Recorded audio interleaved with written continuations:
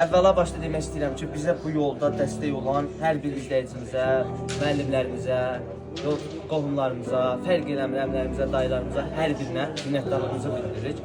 Artıq bir il dördümüzdür ki, biz bu layihə üzrə fəaliyyət göstəririk.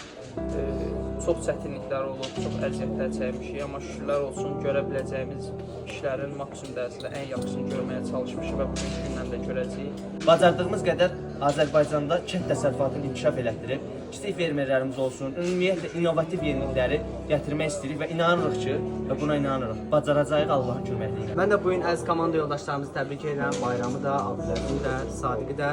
Özü burada olmasa da, ürəyi də burada, taciri də və bizə dəstək olan izləyicilərimizə bir daha təşəkkürümü bildirirəm.